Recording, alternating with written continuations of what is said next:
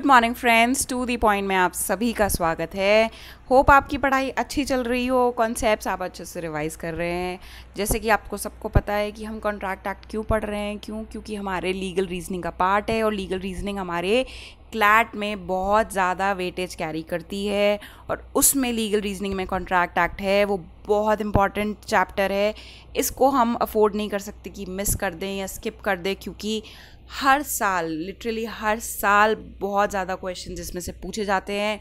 और यही नहीं, आगे भी आप जाएंगे, हो सकता है आपका कोई इंटरव्यू हो या ग्रुप डिस्कशन हो तो वहाँ पे आपको कोई सिचुएशन दी जाए कॉन्ट्रैक्ट एक्ट पे, तो आप अफोर्ड नहीं कर सकते कि आप इन चीज़ों को और इन बेसिक कॉन्सेप्ट्स के बारे में कुछ गलत जवाब दें, क्योंकि ये बेसिक है। और अभी तक ऐसा कुछ भी नहीं है कि हमने पढ़ा हो कि हमें कोई केस लॉज याद करने हैं, डेफिनेशंस याद करनी है। बस हमें जो ये कॉन्ट्रैक्ट एक्ट है इसकी एक जनरल अंडरस्टैंडिंग, इसके प्रिंसिपल्स की जनरल अंडरस्टैंडिंग की ज़रूरत है, एंड बस आपका हो गया पेपर सॉल्व। सो फ्रेंड्स, आज हम पार्ट 4 डिस्कस करेंगे कॉन्ट्रैक्ट एक्ट का। ऑलरेडी 3 वीडियोज़ मैं अपलोड कर चुकी हूँ कॉन्ट्रैक्ट एक्ट के, और हम उनको इन डेप्थ पढ़ चुके हैं, उसमें various concepts. Before starting of with today's video, that is part 4, I will quickly take up the revision of the part 3 as to the topics that we covered over there. So the first topic that we discussed there was consent. Consent क्या होती है? Consent क्या? All agreements are contracts, ठीक है, if they are made by free consent. तो जो consent होती है, मान लीजिए मैंने आपसे पूछा क्या आपको मेरी गाड़ी ख़रीदनी है, तो जो वो कंसेंट है वो फ्री होनी चाहिए, किसी से इन्फ्लुएंस नहीं होनी चाहिए, या फिर ऐसा नहीं होना चाहिए कि मैं आपको गन पॉइंट दिखा रही हूँ और मैं बोल रही हूँ कि क्या तुम मेरी गाड़ी ख़रीदोगे। तो वो क्या हो जाएगा, आप ऑब्वियसली बोलोगे हाँ, क्योंकि आपको आपकी जान प्यारी है। आपको मैं गाड़ी क्या, गधा घोड़ा कुछ भी भेजूंगी आप और गन पॉइंट दिखाऊंगी तो आप बोलोगे ओके ओके हाँ जी मुझे ये ख़रीदना है। क्यों? क्योंकि जान बचानी है, गधा घोड़ा गाड़ी तो देख लेंगे बाद में। तो जो कंसेंट होती है, हमने पढ़ा था, वो फ्री कंसेंट होनी चाहिए, बाइस्ड नहीं होनी चाहिए, इन्फ्लुएंस नहीं होनी चाहिए, और किसी के थ्रेट के द्वारा हाँ या ना नहीं करवाई होनी चाहिए। फिर हमने कॉन्सेप्ट पढ़ा था कंसेंसस एड आइडम। दो लोगों को एक ही चीज़ पे सहमति कर रहे हैं और एक ही सेंस में। इसमें एग्जाम्पल था जो टाइगर, मेरे पास एक डॉग है जिसका नाम टाइगर है और एक गाड़ी है जिसका नाम टाइगर है। मैंने बोला अपने फ्रेंड को मुझे टाइगर बेचना है, सामने वाले फ्रेंड ने समझा मैं गाड़ी की बात कर रही हूँ जबकि मैं अपने डॉग को बेचने की बात कर रही थी। तो कंसेंसस एड आइडम का मतलब होता है कि जो कॉन्ट्रैक्ट है वो जो फॉर्म हो रहा है, दोनों the proposer and the promiser and promisee should agree on the same thing and in the same sense. फिर हमने जो पढ़ा वो था फ्री कंसेंट में क्या क्या चीज़ आती हैं। It should not be caused by coercion, मतलब थ्रेट। देन हमने अनड्यू इन्फ्लुएंस के बारे में पढ़ा कि कोई भी अगर ऐसी पोजीशन में है कि आपके डिसीजन को इन्फ्लुएंस कर रहा है और वो इन्फ्लुएंस करते हुए आपसे कंसेंट ली है, तो वो कंसेंट फ्री नहीं मानी जाती है और ऐसे कॉन्ट्रैक्ट क्या होते हैं, वॉइड होते हैं। नेक्स्ट होता है मिसरिप्रेजेंटेशन। मिसरिप्रेजेंटेशन मीन्स आपने जो इन्फॉर्मेशन या फैक्ट्स हैं उनको मिसरिप्रेजेंट किया, और क्यों किया? सो दैट कि सामने जो पार्टी है वो अग्री कर ले आपको कंसेंट देने के लिए या आपके साथ कॉन्ट्रैक्ट में एंटर होने के लिए। नेक्स्ट था फ्रॉड। फ्रॉड क्या होता है कि किसी के साथ धोखाधड़ी करना, घपला करना।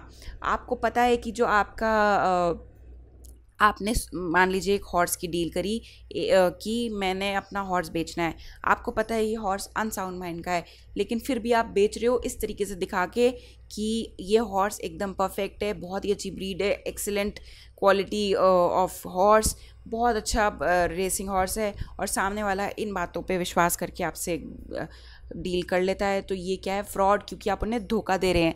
आपको पता है कि वो प्रोडक्ट या जो आप आइटम सेल कर रहे हैं ये सब्जेक्ट मैटर ठीक नहीं है, फिर भी आप कर रहे हैं, तो आप किसी को धोखा दे रहे हैं। नेक्स्ट जो हमारा पॉइंट था वो था मिस्टेक का। मिस्टेक क्या होती है कि गलती, राइट, और आपको भी नहीं पता कि आप गलती कर रहे हैं, तभी तो उसको मिस्टेक कहते हैं।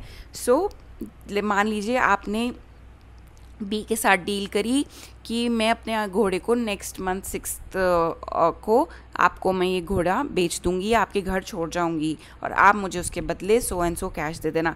लेकिन आपको नहीं पता था कि जब आप डील कर रहे थे उस टाइम आपके घोड़े की ऑलरेडी डेथ हो चुकी थी। तो इसमें किसकी गलती? ना आपकी गलती ना सामने वाले की गलती, राइट? क्यों?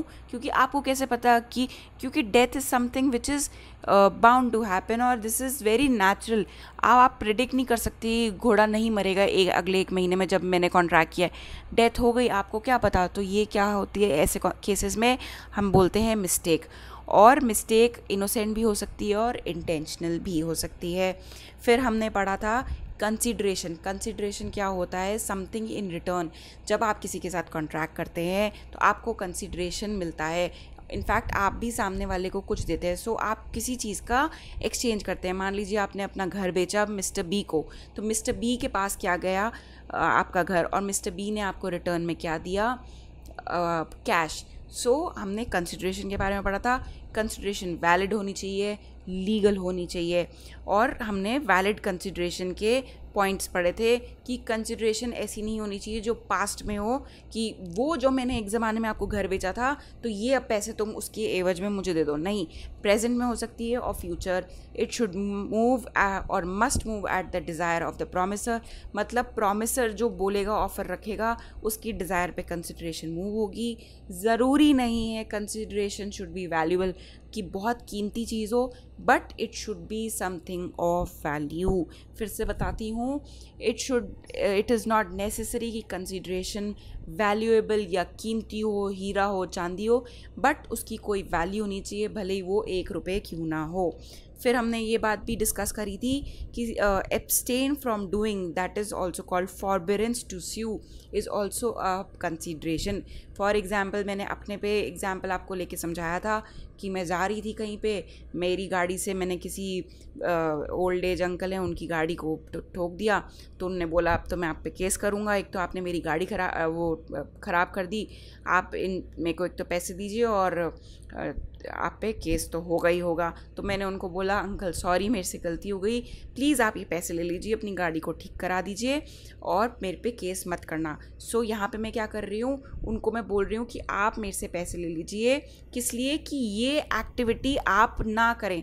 I am abstaining him from doing something, and what I'm abstaining him from, that is not to file a case against me.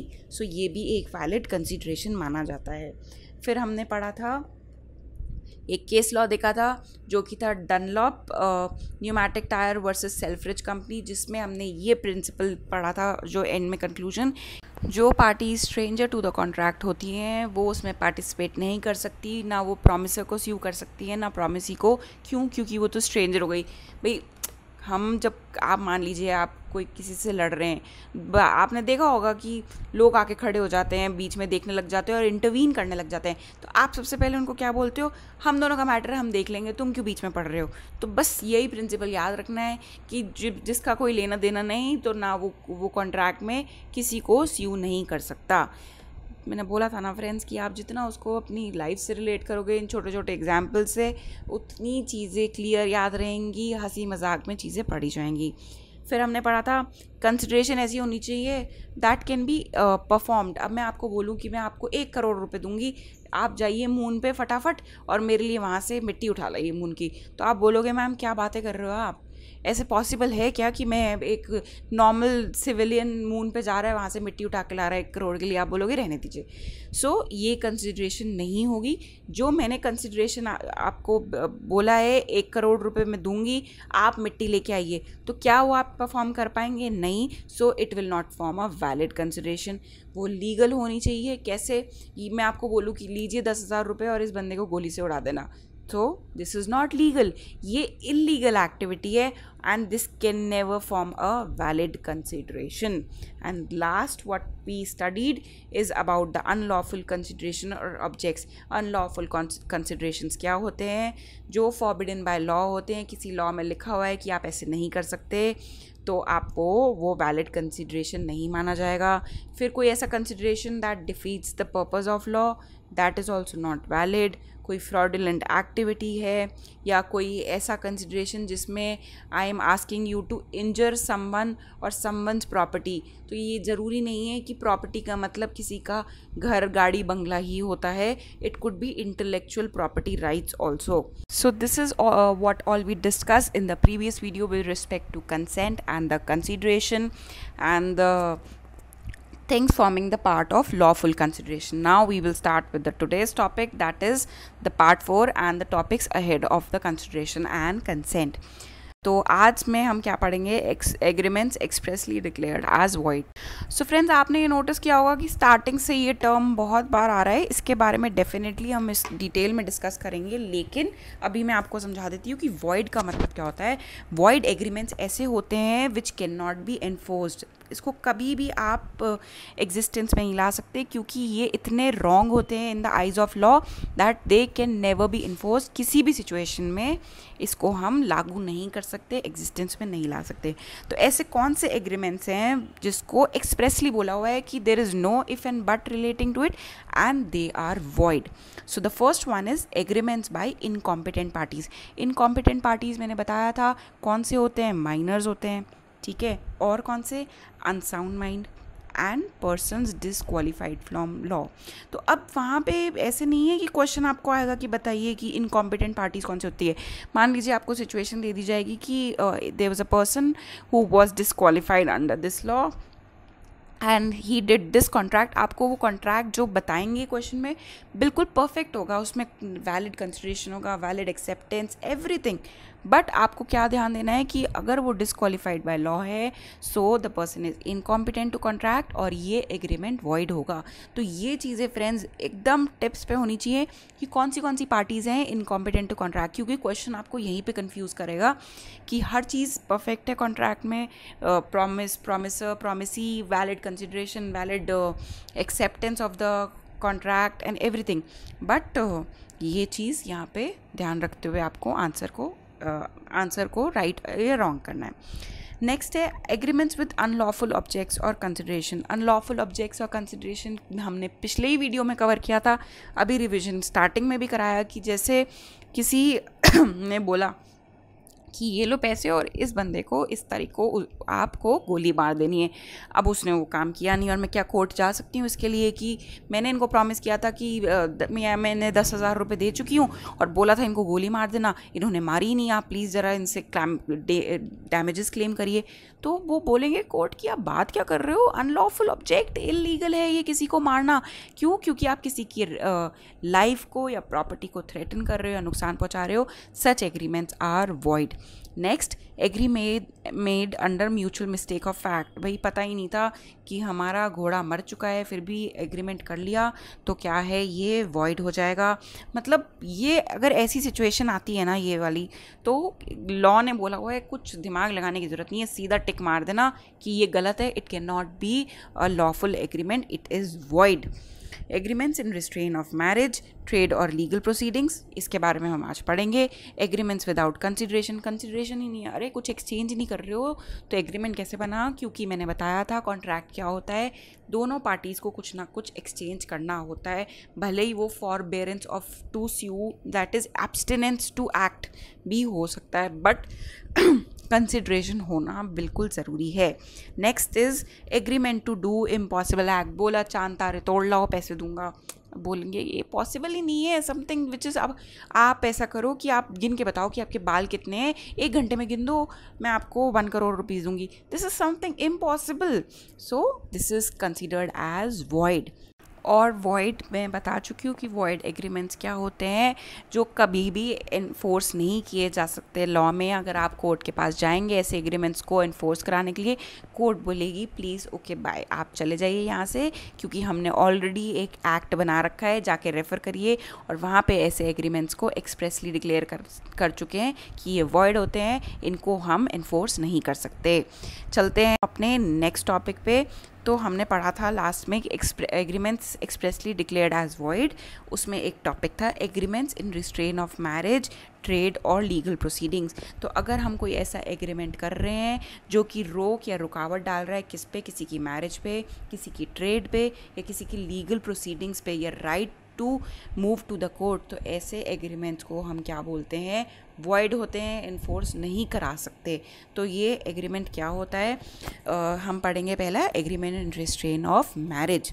किसी की शादी रोक रहे हो तो आप बोलने की ज़रूरत ही नहीं है, आप किसी की शादी कैसे रोक सकते हो, अनटिल अनलेस आप के पास कोई सामने केस आए जिसमें किसी माइनर की मैरिज हो रही हो, जिसको हम इंडिया में बोलते हैं बाल विवाह या चाइल्ड मैरिज। अगर आप उसको रोक रहे हो तो एक वो राइट एक्टिविटी है, राइटफुल एक्टिविटी है, ऐसी मैरिजेस को आप रोक सकते हो या रुकवा सकते हो लॉ के फोर्स से। लेकिन आप अगर किसी और की मैरिज को रोक रहे हो, मान लीजिए इंडिया में अगर आपने देखा होगा तो ऑनर किलिंग बहुत होती है, ठीक है। ऑनर किलिंग क्यों होती है, क्योंकि अपर कास्ट का गर्ल या बॉय जब लोअर कास्ट में या आउट ऑफ द कास्ट जाके शादी कर लेते हैं तो उसको लोग उसको अपनी प्रेस्टीज के अगेंस्ट मानते हैं कि एक ऊंचे जात का लड़का नीची जात की लड़की से कैसे शादी कर सकता है या आउट ऑफ कास्ट जाके कैसे शादी कर सकते हैं। So they take it on their prestige और ऐसे लोग कोशिश करते हैं कि ये जो शादी है उसको रोक दे। सो आप कोर्ट के पास जा सकते हैं, बोल सकते हैं कि ये लोग हमें तंग कर रहे हैं, ये हमारी शादी को रोकने की कोशिश कर रहे हैं बाय सम वे और दी अदर, और लॉ उनको डेफिनेटली पनिश करेगी क्योंकि ये चीज़ वैलिड नहीं है, ये वॉइड है, क्योंकि आप ऐसा काम नहीं कर सकते इंडिया में। So any agreement in restraint of marriage is void. Exception क्या है, बाल विवाह मतलब मैरिज ऑफ माइनर। माइनर क्या होते हैं, फिर से रिवाइज कर लेते हैं, 18 से जो कम होते हैं। और आपको याद कहाँ क्या इंडियन कॉन्ट्रैक्ट एक्ट में माइनर की डेफिनेशन दी हुई है, नहीं दी हुई है, कहाँ दी हुई है, ये अब आप वीडियो ख़त्म होने के बाद फिर से अगर आपको याद नहीं आ रहा तो जाके रिवाइज़ करेंगे कि माइनर की डेफिनेशन कौन से एक्ट के अंडर डिफाइंड है। सो एक एग्जाम्पल देख लेते हैं। A asked B to not marry her daughter, in lieu of this A will give 20,000 per month for lifetime to B. तो ए एक पिताजी थे, उनकी एक डॉटर थी, कन्या थी सुंदर सी, जो कि बी से शादी करना चाहती थी। ए ने बोला, जो फादर साहब थे उन्होंने बोला मैं करने नहीं दूंगा ये तो उन्होंने बी को बोला कि बेटा इधर आओ, मेरी बेटी से शादी मत करना तुम, और इसकी एवज में मैं तुम्हें ज़िंदगी भर हर महीने 20,000 रुपये दूंगा। So what do you think कि ये एग्रीमेंट सही है? ये जो ऑफ़र रखा गया, ए जो कि फादर थे गर्ल के, उनके द्वारा रखा हुआ ऑफ़र वैलिड है? तो ये ऑफ़र वैलिड ही नहीं है एट द फर्स्ट चांस, क्योंकि ये किस चीज़ के लिए एग्रीमेंट करना चाहते हैं, agreement in restraint of marriage. ये क्यों एग्रीमेंट कर रहे थे? ताकि अपनी बेटी को रोक सके बी से शादी करने से। So any such agreement which is in restraint of marriage is considered as void. So this is void as it is in restraint of marriage. Marriage को रोकने के लिए था। It is one by which any party thereto is restricted absolutely from enforcing his right under the contract through a court is void. अब मान लीजिए ए और B partners हैं एक फर्म में, ठीक है ना। इन दोनों ने मिलकर एक पार्टनरशिप कंपनी खोली हुई है, और इन्होंने जब पार्टनरशिप कंपनी खोल रहे थे तो इन्होंने एक एग्रीमेंट किया था कि अगर ए या बी में से कोई भी फ्रॉड करता है या किसी के साथ धोखा करता है तो दूसरा जो पार्टनर है वो कोर्ट में नहीं जाएगा। और इन्होंने एक एग्रीमेंट मतलब डॉक्यूमेंट पे लिखा और उसको साइन कर दिया। तो मान लीजिए ए ने बी के साथ धोखा कर दिया इस पार्टनरशिप फॉर्म में।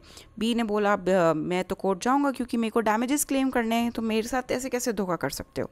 तो ए ने बोला नहीं रुको, तुम अगर याद हो कि जब हम पार्टनरशिप एग्रीमेंट में आए थे तो हमने एक एग्रीमेंट साइन किया था जिसमें हमने डिसाइड किया था कि कोई भी किसी के साथ धोखा करेगा या कुछ भी होगा तो हम दूसरा पार्टनर जो है वो कोर्ट नहीं जा सकता टू एनफोर्स हिज राइट।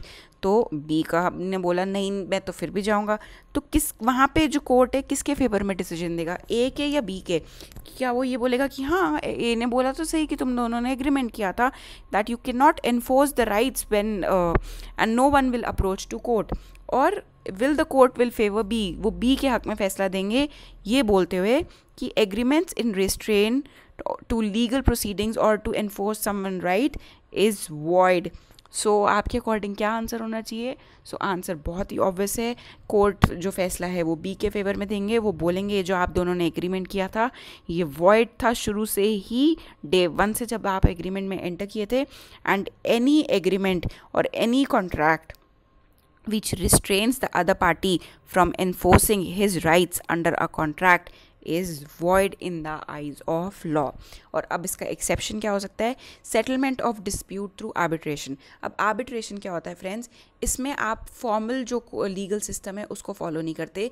इसमें ये डिसाइड होता है कि हम कोर्ट नहीं जाएंगे, उसकी जगह हम एक आर्बिट्रेटर अपॉइंट करेंगे। आर्बिट्रेटर एक ऐसा व्यक्ति या इंसान या कोई कंपनी होती है जो कि एक्सपीरियंस होती है लीगल सिस्टम से या लॉ मैटर्स में with respect to the subject, and वो दोनों पार्टीज़ में सुलह या केस सॉल्व कराने की कोशिश करती है rather than going to the court.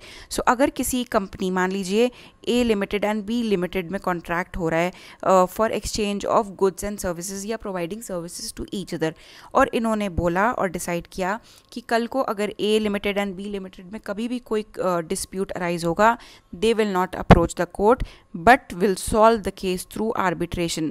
Now tell me, is this agreement a valid agreement? Yes, certainly it is, because ऐसा है कि यहाँ पे अगर आप देखो, आर्बिट्रेशन में ये नहीं बोला कि आपके राइट्स को इन्फोर्स नहीं करने देंगे। उन्होंने ये बोला बस हम केस कोर्ट में सॉल्व ना करवा के आर्बिट्रेशन के थ्रू सॉल्व कराएंगे। और अगर ऐसा कोई एग्रीमेंट हो रहा है पार्टीज़ के बीच में, so it is valid. And how would you remember this? It is an exception to the restraint on legal proceedings. So ये काफ़ी इंपॉर्टेंट है, आपको याद रखना है ये प्रिंसिपल। चल स्लाइड पे agreements in restraint of marriage का ही कंटिन्यूशन है, और इसमें हम ट्रेड के बारे में पढ़ेंगे। Any agreement by which a person is restrain from exercising a lawful profession. भाई आप किसी को रोक रहे हो कि तुम ये बिजनेस या ये प्रोफेशन या ये ट्रेड नहीं कर सकते, is to that extent void. तो ये यहाँ पे इस वर्ड का क्यों यूज़ हुआ है, टू दैट एक्सटेंट? ये कम्प्लीटली वॉइड क्यों नहीं है? अब मान लीजिए कोई यहाँ पे आपको पता चला कि किसी ने एक ब्रॉथेल खोला है, ठीक है, या आपको पता चला कि कोई एक प्रोफेशनली शार्प शूटर है। शार्प शूटर्स कौन होते हैं? जो कि बहुत ट्रेंड शूटर्स होते हैं, किसी को गोली वोली मारनी हो, किसी को टपकाना हो, उनके लिए यूज़ होते हैं। पता है कि इनसे गलती नहीं होगी, या कोई प्रोफेशनल किलर है और वो आके वहाँ पे बिजनेस खोल रहे हैं, या आपको पता चल रहा है इन्होंने कोई ऑफिस खोल लिया जहाँ पे आप जाइए, हायर करिए शार्प शूटर और बस काम आपका हो गया। जिनको भी आपको ख़त्म करवाना है, जिनकी आपको लाइफ लेनी है, तो ऐसे अगर कोई प्रोफेशन या कोई ट्रेड या कोई बिज़नेस कर रहा है, तो उस बिज़नेस को अगर आप रोक रहे हैं या उसको करने से रोक रहे हैं तो वो वॉइड नहीं होता। बट अगर कोई लीगल एक्टिविटी कैरी आउट कर रहा है, कोई लीगल ट्रेड या लीगल प्रोफेशन या बिज़नेस है, अगर आप उसके ऊपर कोई रुकावट डाल रहे हैं, बाधा डाल रहे हैं, या उनको फ्रीली ये काम नहीं करने दे रहे, ऐसा agreement is void in the eyes of law. But opposite to that is if somebody is engaged in illegal activity and carrying out an illegal profession, trade or business, तो उस business को या उस activity को आप रोक सकते हो, and that will not be considered as void. इसके exceptions पढ़ लेते हैं। An agreement among seller to not sell a particular commodity for less than a fixed price. अब कोई मान लीजिए wholesaler है और उसने जो भी retailers उसके साथ business करना चाहते हैं, उससे प्रोडक्ट लेके मार्केट में बेचना चाहते हैं, होलसेलर ने कंडीशन लगाई चाहे कुछ भी हो जाए, आप इस प्रोडक्ट को 100 रुपये से कम नहीं बेचेंगे या 1000 रुपये से कम नहीं बेचेंगे, जो भी टर्म एंड कंडीशन उस होलसेलर ने डिसाइड करी है। क्यों? क्योंकि उसको एक स्टेबल प्राइस मेंटेन करना है। ऐसा नहीं है कि अगर लेट्स सपोज कंडीशन नहीं लगाई तो हो सकता है ये रिटेलर अपने प्रॉफिट मार्जिन कम करके उसको 900 में बेच रहा है, हो सकता है ये 1150 में बेच रहा है। सो ऐसा नहीं है कि इट इज़ ऑलवेज कि कम में नहीं बेचना। एग्रीमेंट कैन ऑलवेज बी कि इससे ऊपर नहीं बेचना, दैट इज़ तभी तो MRP डिफाइंड होती है। तो अगर कोई एग्रीमेंट हो रहा है होलसेलर और रिटेलर के बीच में with respect to price control, तो वो एग्रीमेंट वैलिड माना जाता है। इससे हम ये नहीं बोलेंगे कि अरे ये तो हमारे बिजनेस एक्टिविटी में रुकावट डाल रहे हैं या बाधा क्रिएट कर रहे हैं। नहीं, ऐसा नहीं है। They are just regulating the price of the commodity, so that agreement is valid. Next, an agreement between partners not to carry on competing business for a reasonable time will be valid. मान लीजिए A and B दो partners थे एक company में या एक firm में, partnership firm होती है ना, और ये दोनों मिलके एक साइकिल का बिजनेस चलाते थे, ठीक है। ये दोनों में लड़ाई हो गई, दोनों अलग हो गए। तो इनके जो एग्रीमेंट था उसमें लिखा गया था कि अगर कोई भी पार्टनर इस पार्टनरशिप फर्म से अलग हो जाता है तो वो नेक्स्ट 5 years तक इसी लाइन में नहीं आएंगे या ये बिजनेस सेम बिजनेस स्टार्ट नहीं कर सकते, that is related to cycles. So अगर कोई ऐसा एग्रीमेंट हो रहा है between the companies, so that is considered as valid, वो वॉइड नहीं है. तो फ्रेंड्स ये जो चीज़ है ना, ये एग्रीमेंट, ये बहुत कोई ऐसे एब्स्ट्रैक्ट कॉन्सेप्ट नहीं है, बहुत ही कॉमन है. जब बड़े बड़े पोजीशंस पे हायरिंग होती है, फॉर एग्जांपल वाइस प्रेसिडेंट या सीईओ ऑफ बिग कंपनीज, तो उनके साथ ये एग्रीमेंट करती है कंपनी कि इफ़ यू रिटायर और इफ़ यू एग्जिट और leave our company in between, तो आप नेक्स्ट 2 years तक अपनी कोई भी ऐसी कंपनी स्टार्ट नहीं कर सकते जो ये एग्जिस्टिंग बिजनेस. मान लीजिए कि मिस्टर ए ने एक वेब सर्विसेज कंपनी ज्वाइन करी, तो मिस्टर ए ने कुछ टाइम बाद ये कंपनी छोड़ दी, तो उनके ऊपर अगर कंपनी ने ये एनफोर्स कर रखा है कि after mister A leaves the company he can not start his own business which is related to web services, such an agreement is valid और ये वॉइड नहीं है in the eyes of law. And third exception is an agreement of service by which an employee binds himself during the term of his agreement not to compete with his employer is not in restraint of trade. मान लीजिए कोई employer है, उन्होंने employee रखा और उस employer ने employee के साथ एग्रीमेंट किया कि मैं आपको अपने ट्रेड सीक्रेट्स दूंगा, and even if not trade secrets देंगे, बट आप जब मेरी कंपनी छोड़ोगे तो आप अपना कोई ऐसा बिजनेस स्टार्ट नहीं कर सकते जो मेरे से कंपटीशन में हो. So any such agreement if entered is not in restraint of trade, hence it is not void, it can be enforced by law. So I hope आपको ये clear हुआ होगा कि ऐसे कौन से agreements हैं which are in restraint of trade but उसके बाद भी वो void नहीं है, वो valid है and they can be enforced. चलते हैं हम अपने next topic पे और एक practice question कर लेते हैं बीच में छोटा सा. So facts. A promises to pay ₹20,000 to B if B does not marry C. B marries D and thereafter claims 20,000 from A as the law governing B allows him to have only one wife.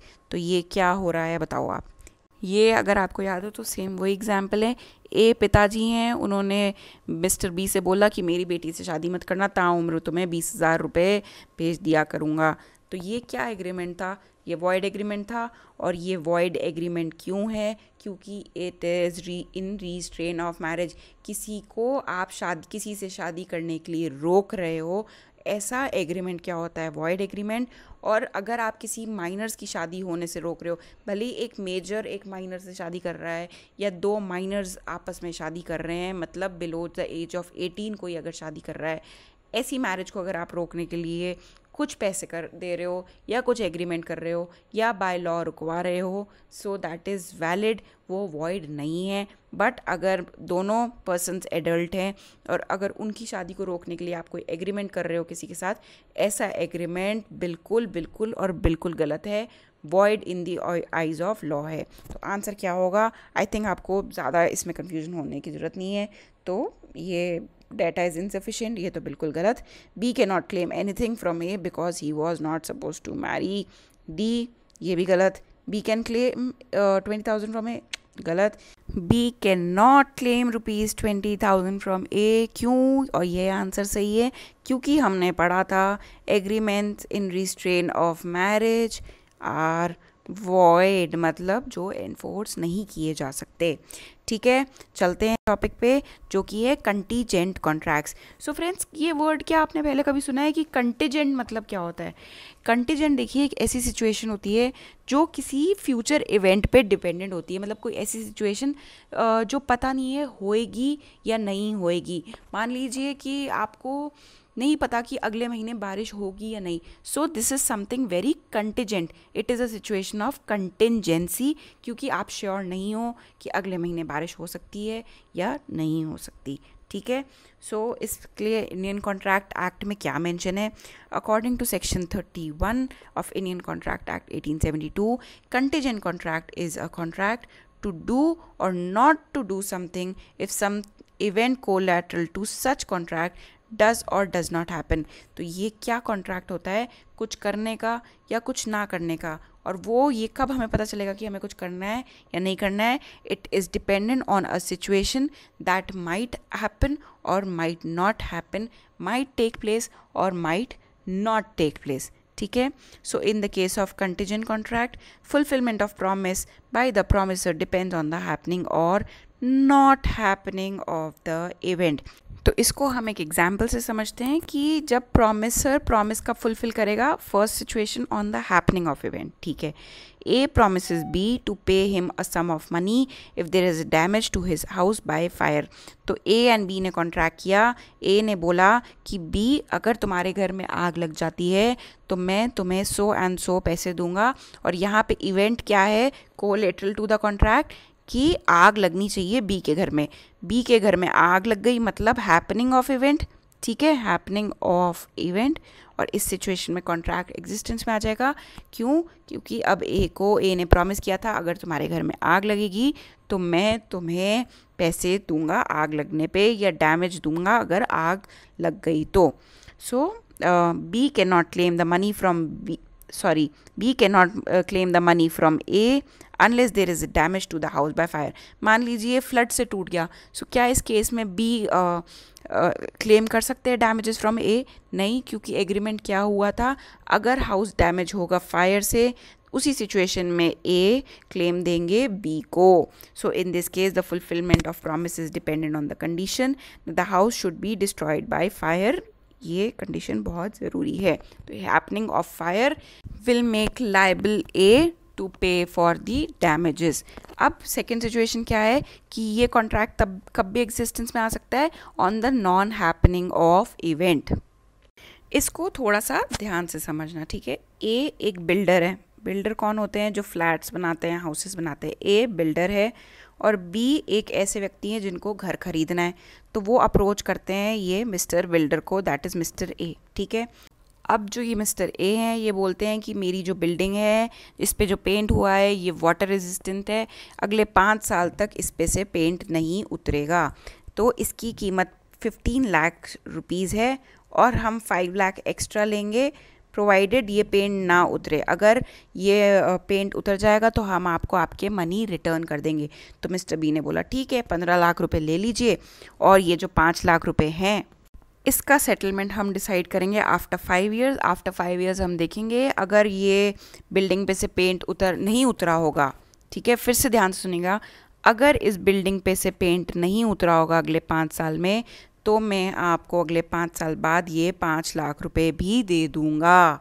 ये किसने बोला? Mister B ने A को बोला कि अगले 5 साल बाद जब हम चेक करेंगे कि बिल्डिंग, क्योंकि आपने बोला था ना कि पेंट नहीं उतरता, वाटर रेजिस्टेंट है, तो अगर अगले 5 साल बाद तक भी पेंट एकदम सही सलामत रहा और पेंट नहीं उतरा, तो ये जो एडिशनल 5 लाख रुपीज़ हैं, I will give it to you. तो यहाँ पे कॉन्ट्रैक्ट कब अराइज हो रहा है? On the non happening of event, मतलब पेंट नहीं उतरा, it didn't get spoil. Paint नहीं उतरा मतलब not happening of event.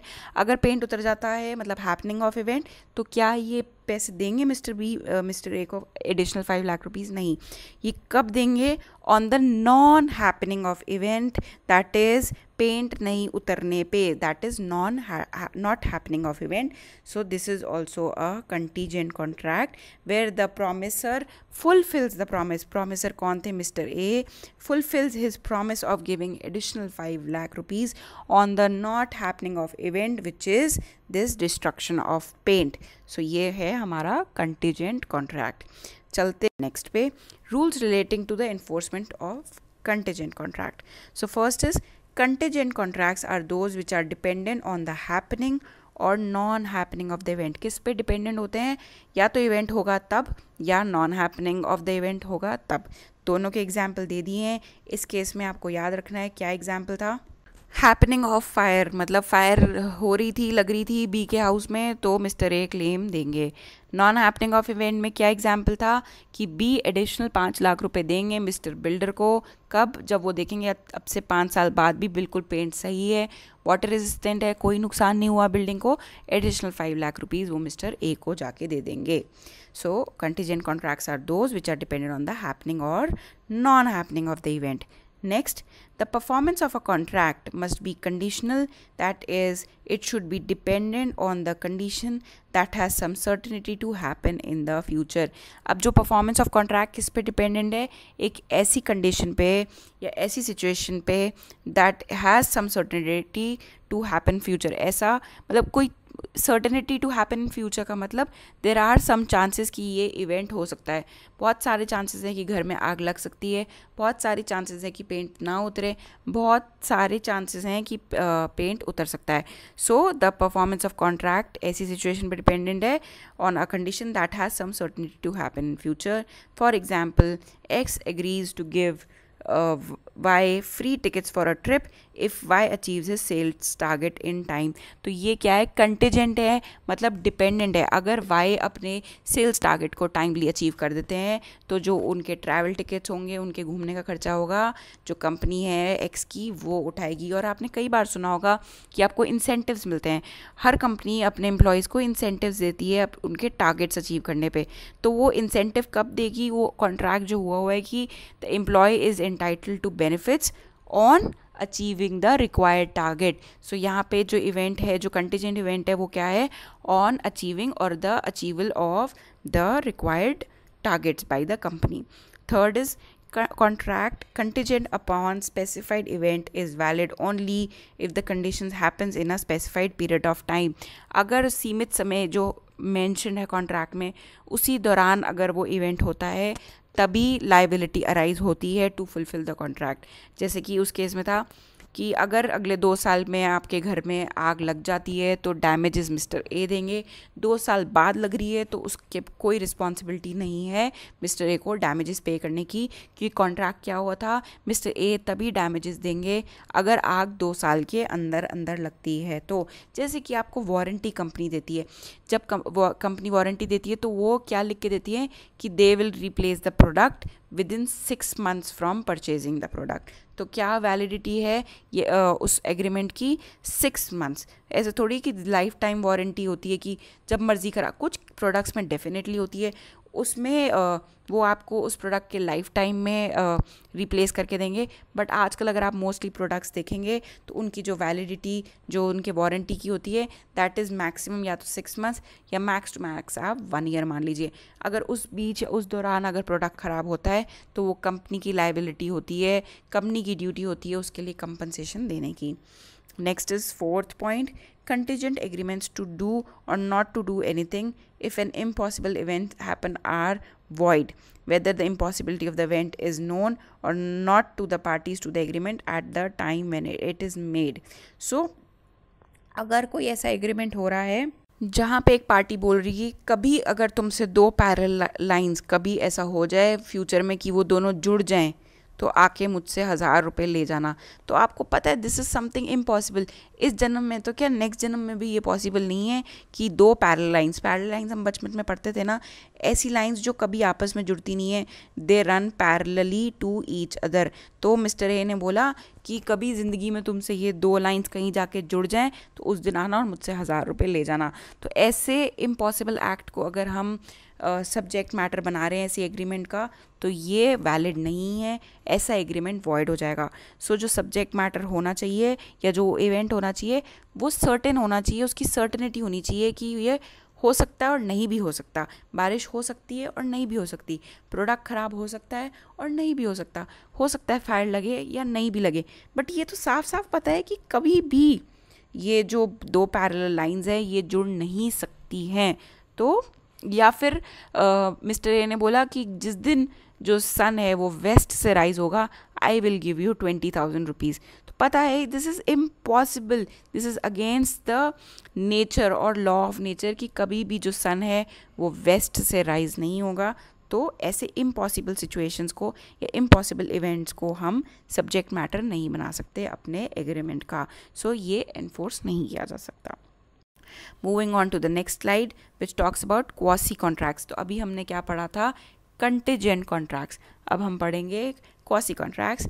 These contracts are based on the principle of equity, justice and good conscience. तो इनका आधार क्या है quasi contracts का, equity, justice and good conscience. The notion of quasi contracts can be traced to Roman law and is still a concept used in some modern legal systems. तो ये कहाँ develop हुआ था? रोमन लॉ में, और आज भी ये जो quasi contract का कॉन्सेप्ट है बहुत सारे legal systems of the country ने इसको एक्सेप्ट किया है और ये आज भी प्रचलित है, मतलब आज भी ये चलता है बहुत सारे कंट्रीज़ में. In these contracts the promisor voluntary undertakes an obligation in favour of the promisee.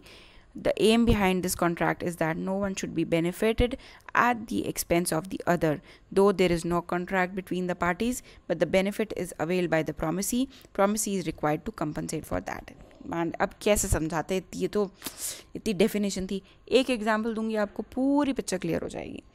तो बस ये बात याद रखना कि ये जो प्रिंसिपल होता है, ये क्वासी कॉन्ट्रैक्ट का जो प्रिंसिपल होता है, it is based on equity, justice and good conscience. मतलब आपका मन ही नहीं मानता कि हमें कुछ ऐसा करना चाहिए किसी के साथ.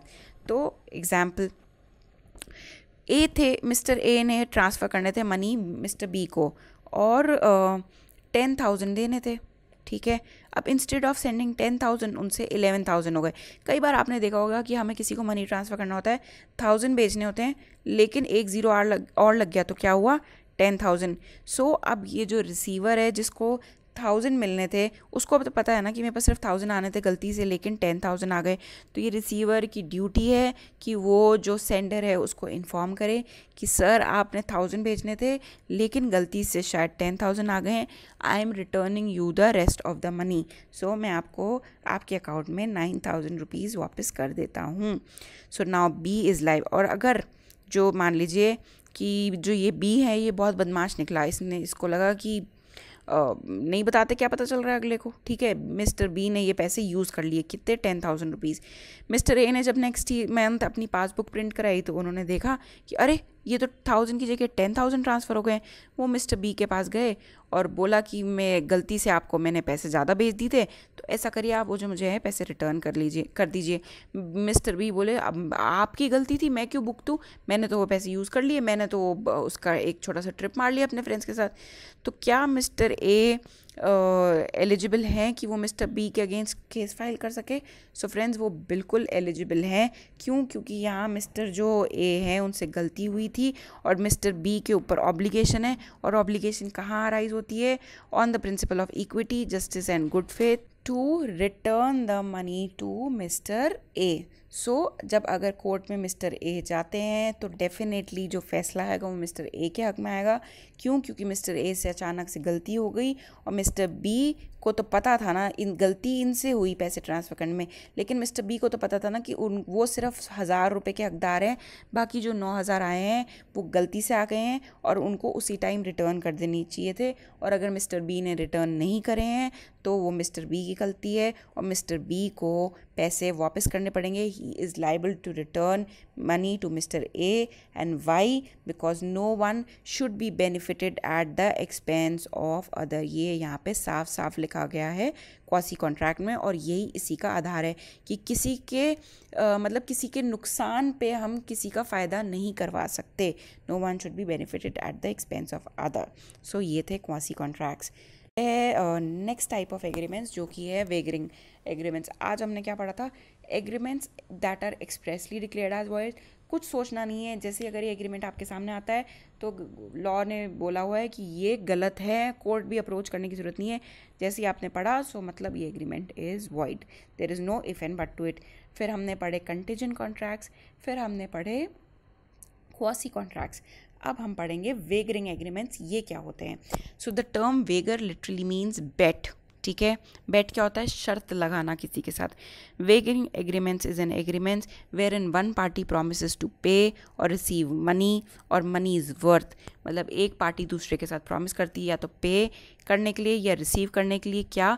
मनी या something which is equivalent to money upon happening और not happening of a future uncertain event.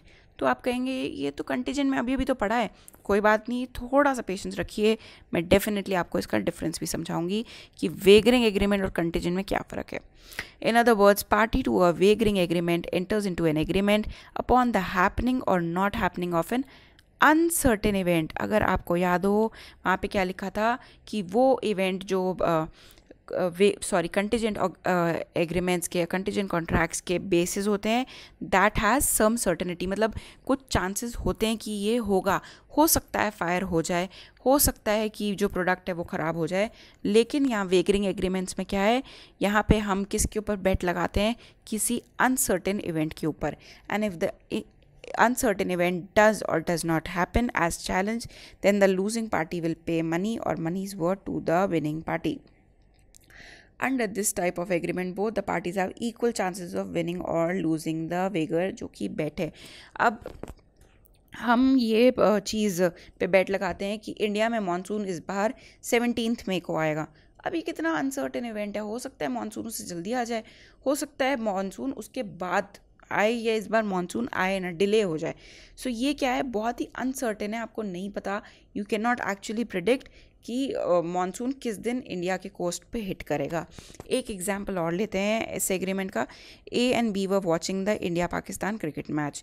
A bets and state that India will lose the match but B bets that India will win the match.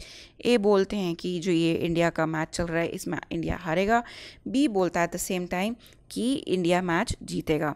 A and B enter into a wagering agreement wherein B will pay 2,000 to A if India loses the match and A will pay rupees 2,000 if India win the match. This agreement is wager agreement and is void. क्यों void है? क्योंकि आप जो सारा पैसा या सारा बेट लगा रहे हो एक अनसर्टेन इवेंट पे लगा रहे हो जिसकी कोई सर्टेनिटी नहीं है हैपनिंग होने की। तो इसमें दोनों के इक्वल चांसेस है, ए और बी के इक्वल चांसेस। हो सकता है ए 50-50% जो प्रोबेबिलिटी हम पढ़ते हैं, दोनों की 50-50% चांसेस है कि हो सकता है ए जीत जाए, हो सकता है बी जीत जाए। बी कब जीतेगा? जब इंडिया जीतेगा। और ए कब जीतेगा? जब इंडिया हारेगा। सो ऐसे एग्रीमेंट्स को हम बोलते हैं वेगरिंग एग्रीमेंट्स। और एकदम भी परेशान होने की ज़रूरत नहीं है क्योंकि मैंने आपको प्रॉमिस किया था मैं आपको डिफरेंस पढ़ाऊंगी कि वेगरिंग एग्रीमेंट्स और जो कंटीजेंट एग्रीमेंट्स है दोनों में क्या डिफरेंस है। And that forms the last part of our video today. So wagering contract, they are mutual promises.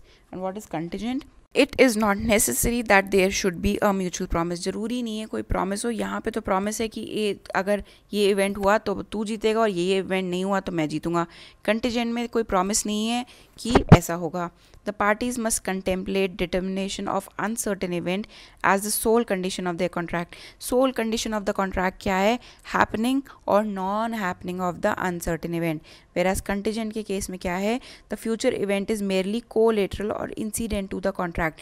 सिर्फ इसी पे dependent नहीं है contract, but it is incidental to the contract.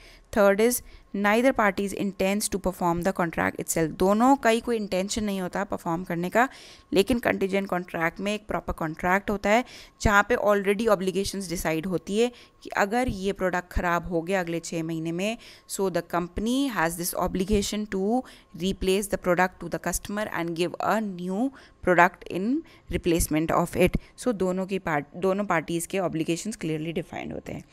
These contracts are void under Section 30 of the Indian Contract Act. तो आपको याद रखना है जब भी कोई event on the basis of uncertainty arise हो रहा है, सो वो जो एग्रीमेंट्स हैं वो void हैं, expressly declared as void हैं under Indian Contract Act, whereas contingent contracts हैं they are good unless they are declared by law to be bad. Until unless कोई law ऐसा आ जाए या provision ऐसा आ जाए that declare that agreement as void, they are good so far.